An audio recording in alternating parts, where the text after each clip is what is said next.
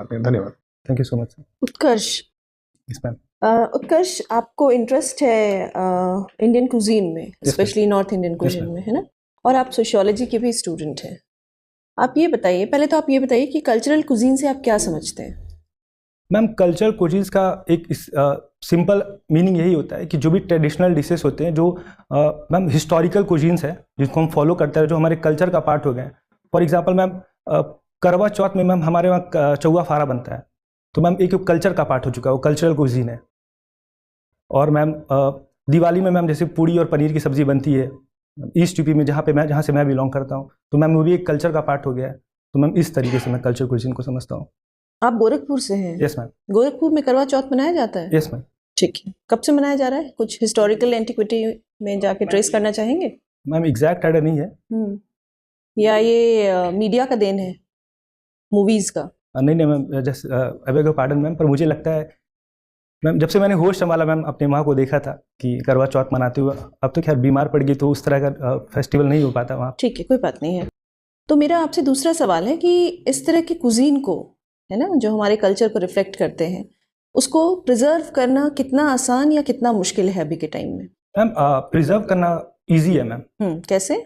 Ma'am for example proliferation culture का बहुत तेज़ी से हो रहा है, तो मैम ओवरऑल इसका मैम एक्सपेंशन ही हो रहा है। फॉर एग्जांपल मैम छठ पूजा में हम लोग देखते हैं कि जो कल्चरल कुजीन है ठेकुआ मैम, अब वो ओवरऑल इंडिया में प्रोलिफरेट हो गया है। तो मैम ईजी है मैम उसको प्रिजर्व करना, मेरे ओपिनियन में मैम। ठीक है, जो हम ब्लाइंडली वेस्टर्न कल्चर को एप कर रहे हैं, उसको देखते हुए ये टफ नहीं है? मैम इस एस्पेक्ट में मैं समझता हूँ कि मैम जो वेस्टर्न कल्चर है, तो मैम उसको इमिटेट हम लोग भले ही कर रहे हैं, लेकिन जो हमारे जो कल्चर रूट्स हैं उनको हम लोग अभी भी नहीं बोल रहे। कल्चरल लैग से आप क्या समझते हैं? मैम ये theory Ogburn, ma'am sorry ma'am exact मुझे थ्योरी का idea. Ogburn, yes ma'am, Ogburn thinker ने दी थी। इसमें मैम उन्होंने ये बताया था कि कैसे material development non material development में लैग कर रही है। तो आपको कुछ इसका एग्जाम्पल नजर आता है अपने आसपास इर्द गिर्द समाज में?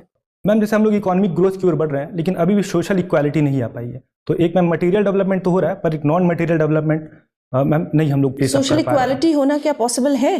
यस मैम, अगर हम लोग कलेक्टिव ओरिएंटेशन से काम करें तो मैम ज़रूर पॉसिबल है। मार्क्स की थ्योरी क्या बोलती है?